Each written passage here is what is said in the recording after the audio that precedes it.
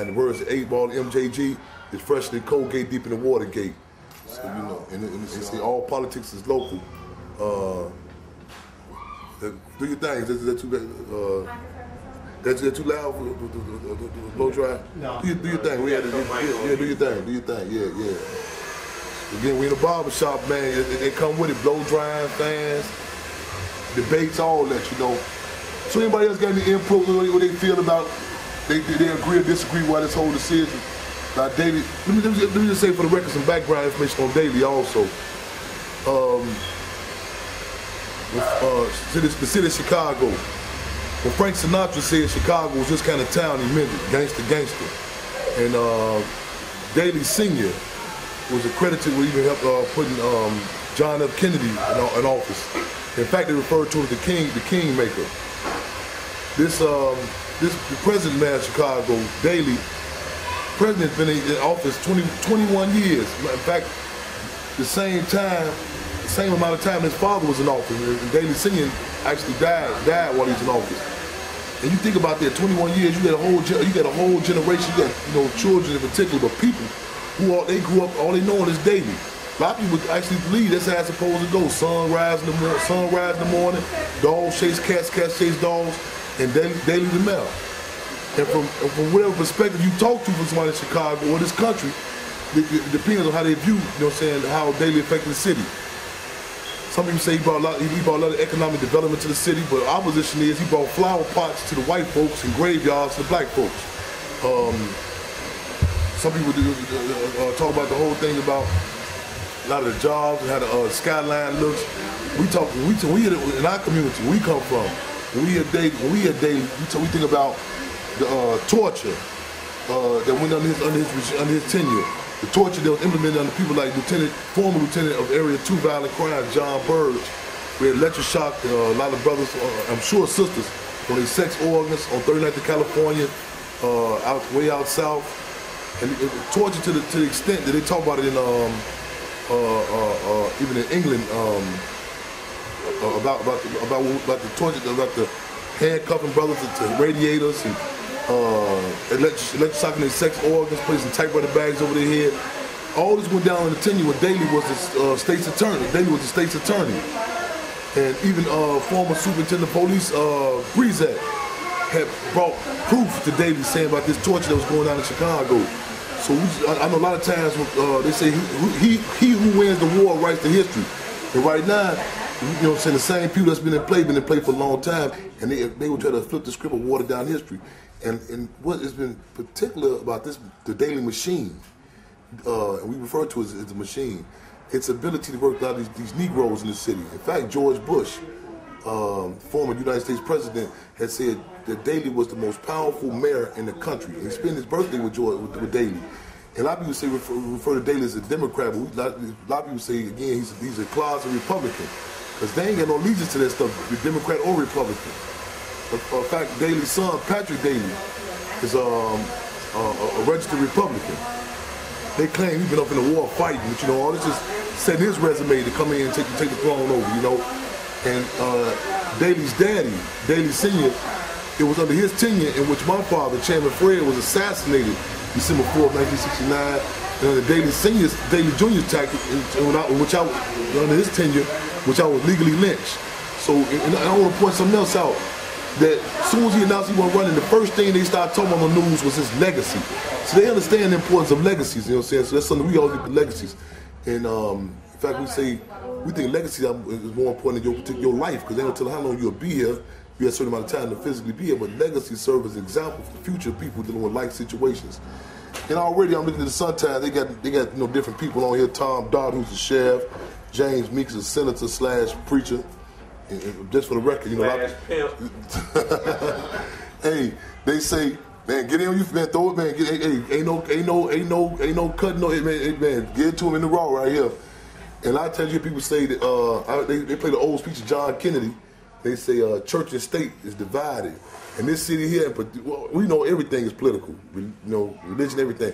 But in this city here, the way the Daily machine works, these Negroes, they make it very plain, very clear that everything is political. In fact, Daily Sr. had the Negro preachers denounce Dr. King when he came to Chicago. And you can see how Daily work these Negro preachers right now today. Man, they disrespect God for disrespect Daily up in this city. So since the announcement been made he's not gonna run, it is like a quote unquote sigh of relief. People like, man, but we still gotta keep our guards up. Cause this day, man, let the record reflect. I'm telling you, watch out for these gangsters, these criminals like Rahm Emanuel and Rob Huberman. These are two major. See, I think they just changed the spark plugs. The machine's still going down. Undercover gangsters. Undercover gangsters. You know what I'm saying? And let me tap on, open the door for some different discussions too. When I say, when you ask some people how they view Daily and you ask us how we view Daily, it's different. Man, you go, man, Cook County Jail, man, it's packed with our people up in there, and the conditions in there, it's horrid to say the least. Cook County Jail right now, it was Tom Dart as the sheriff. You got 17-year-old sisters in there who forced to rinse out their sanitary napkins for reuse. Right now today, this is going down right now. I ain't talking about no cross seas, no Afghanistan, I'm talking about right now. And you know, we got here organizing. I come across this sister, she had contacted me, you know, recently to her son being locked up. I want to seize the time, you know, say, give her opportunity, you know, to give us an update and provide the people some information about, you know, what happened to her son. This is the norm, what goes down, you know what I'm saying, in the justice systems in this city, in this country in general. And like Richard Pryor said, when they say justice, that's just what it means for black folks who go down there. All you see, you know, is just us, you know. So you can't comment about, you know, about your son and, you know, what's happening with this case? When it comes down to justice, truly failed me. I told my son 2.5 years ago, 2008, put your hand in God's hand and tell the truth. Be honest. The truth will reveal. He did that. He turned himself in and went down for a murder that he did not commit. My nephew committed the murder. And still walking free, carrying arms, ready to kill again. It took a killer to testify on an innocent person. I witnessed that, my mother witnessed that, and the whole first people in the Cook County Jail seeing them walked out freely. Every day I see my nephew walking the street with a gun, ready to kill again. Not only did he take one life, he take two. Your son, he been sentenced yet? Yes, he been sentenced. It took him a day and a half. He been sentenced already or convicted? No, he been convicted. It took him a day and a half to do his trial. 1 day and 1 half. A day and 1 half to do his trial. And he was in jail 2.5 years. He done got jumped on in there. He been in protected custody for 2 years. It's at 26 in California. 26 in California. The justice system. So when is he set to be sentenced? On the 28th of September. All right. On the 28th of September, when we granted, what court room? Been on the stand as long as he claimed he had, he should know the truth from a lie.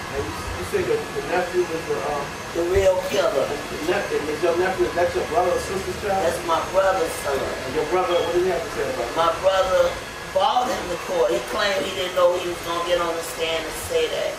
He said he thought he was going to tell the truth. Have you talked to him since then? No, I really don't want anything to say to my brother. I really don't got anything to say to him. It really tore our family apart.